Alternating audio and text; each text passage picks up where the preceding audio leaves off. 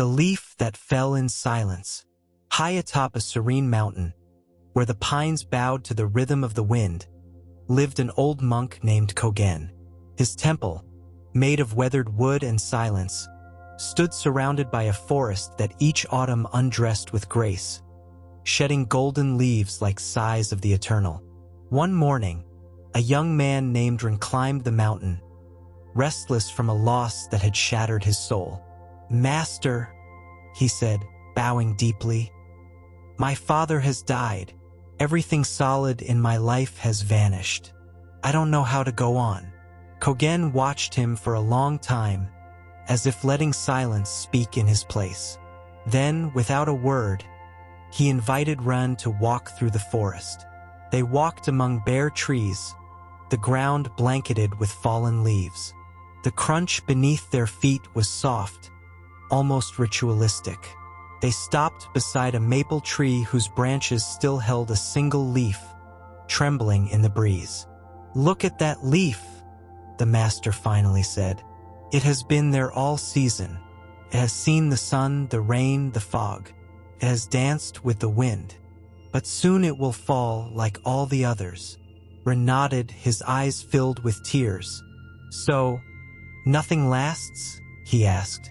Kōgen picked up a leaf from the ground, placed it gently in the young man's palm, and said, "Nothing is forever, Ren. But within that impermanence lies the beauty of everything." Ren looked at the leaf in his hand. It was light, fragile, and yet it held a perfect shape, as if time had caressed it rather than worn it down. "If everything disappears, what's the point of loving, of building, of trusting?" he asked, his voice barely a whisper. Kōgen sat on a rock and gazed at the overcast sky. Then, calmly, he replied, "Precisely because nothing lasts forever. Each moment deserves to be lived with your whole heart. To love, knowing that love may be lost, is the bravest act there is." The young man sat beside him. The forest, in its stillness, seemed to be listening too. "But it hurts, Master. It hurts to watch everything fall apart." Kōgen nodded. "Pain is the echo of attachment, and attachment is born from forgetting that everything comes with its own ending. Life doesn't take from us. It only teaches us to let go." A crow cawed in the distance, breaking the silence with its coarse cry. Then, calm returned. "What was beautiful doesn't need to last to be real," the master added. "Your father lived, he loved you, he taught you. Now he's gone. But his existence hasn't vanished. It has only changed form." Ren closed his eyes. The wind touched his face like an invisible caress. "Changed form?" he asked. Kōgen smiled. "Everything that dies teaches us how to live." The young man gently pressed the leaf between his fingers, as if afraid it might crumble. His thoughts were like dry branches, creaking under the weight of a new understanding. "So then," he said slowly, "if everything changes, if everything ends, how do I find peace in a world that never stands still?" Kōgen stood and began walking toward a small pond surrounded by smooth stones. "Come," he said, without looking back. Ren followed. The water was still, so clear it reflected the gray sky and the bare trees as if they were ghosts of the real world. Kōgen crouched down, picked up a stone, and tossed it into the center of the pond. Ripples spread in perfect circles, reaching every corner of the surface. "This is life," he said. "Every event, every person, every goodbye leaves ripples. Even when the stone is no longer visible, the water still remembers it." Ren remained silent. For the first time since his father's death, he didn't feel the world was unfair, just simply in motion.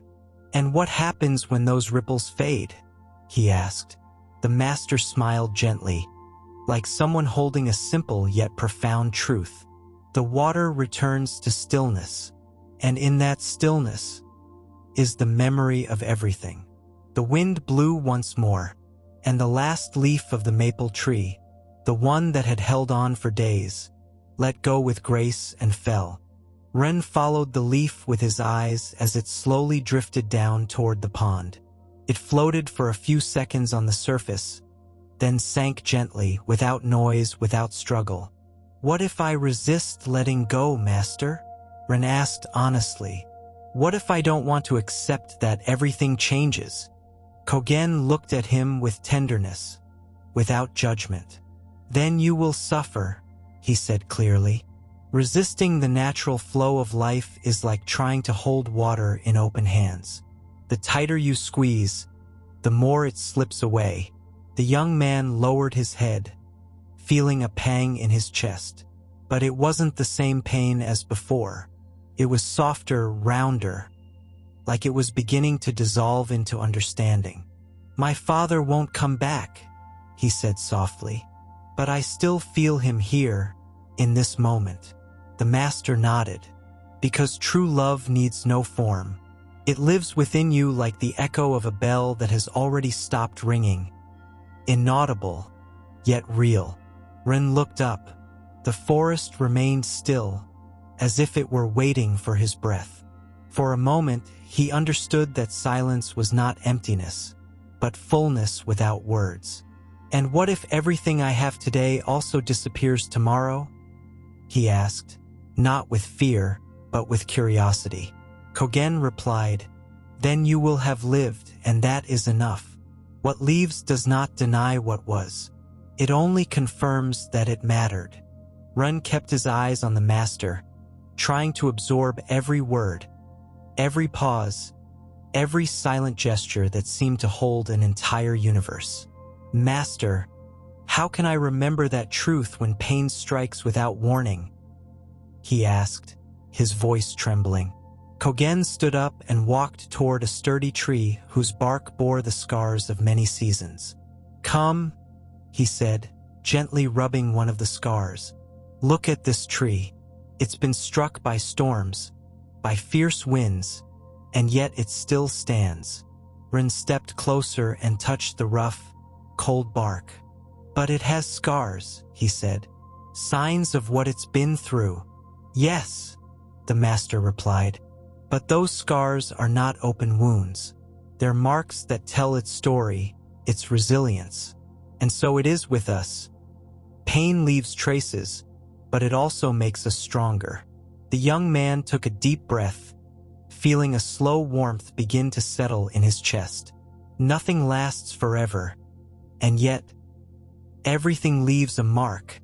Kōgen smiled. "Exactly. Impermanence is not the absence of value, but the chance to be reborn with every farewell." A gentle breeze stirred the new leaves beginning to sprout from the branches. "Every ending is also a beginning," he added. Ren closed his eyes, letting the wind remind him that life is a constant flow. Ren gazed at the new leaves timidly sprouting from the branches of the tree. Life, he thought, always finds a way to continue, even after the fiercest storm. "Master," he said, "how can I learn to let go without feeling like I'm losing myself?" Kōgen sat down again, this time by the pond, and with his eyes fixed on the reflection of the sky, he replied, "Letting go doesn't mean losing yourself. It means recognizing that you are like flowing water. You can't stop it, but you can flow with it." The young man looked at the reflection of his own face in the water, distorted by ripples. "Sometimes I'm afraid that by letting go, I'll be left empty." "It's not emptiness," the master said. "It's space for something new to grow, like winter, which seems to strip everything away but prepares the ground for spring." Ren took a deep breath, feeling the words settle into his heart. "Then I must trust in time and life." "Yes," Kōgen nodded. "Trust that what leaves doesn't disappear. It transforms. And so do you." A ray of sunlight broke through the clouds, gently illuminating the young man's face. "Nothing lasts forever," Ren repeated softly. "And in that truth, I find peace. At last, The sun broke through the morning mist. Its golden rays kissed the treetops and made the dewdrops still clinging to the branches sparkle. Everything seemed to breathe with a new calm, as if even the forest had been listening to their conversation. Ren remained silent, but his silence was no longer a prison. It was an open door. "What if I forget this teaching over time?" he asked humbly. "What if I cling again, fear again, suffer again?" Kōgen slowly stood and began walking toward the temple. "Then return to the forest," he said without looking back. "Life is both forgetting and remembering. What matters is not never falling, but rising again each time with more tenderness." Ren followed him step by step, like someone following a path just beginning to come into view. "The world will keep changing, Master," he murmured. "And you with it," Kōgen replied. "But if you keep your heart open, you will see eternity hidden in every moment." The temple appeared among the trees, as if it had always been there, patiently awaiting his return. "Thank you for teaching me to let go," Ren said.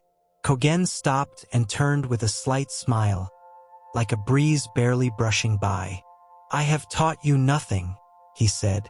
"I have only reminded you of what you already knew, what the leaf knew before it fell." That night, Ren lit an oil lamp in his room and opened the temple windows. The cool mountain air came in without asking, carrying with it the scent of damp earth and the memories of the day.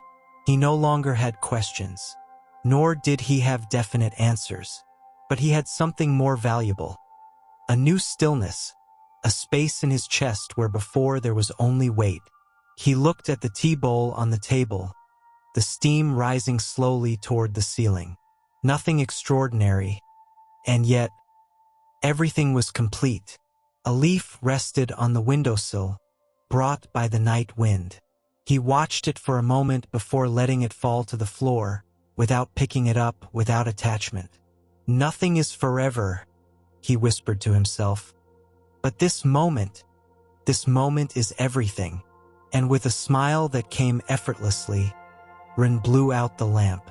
Silence filled the room, not as absence, but as pure presence. And so, like the leaf that falls without fear, the young man understood. The eternal is not in what remains, but in what is fully lived. Before letting go,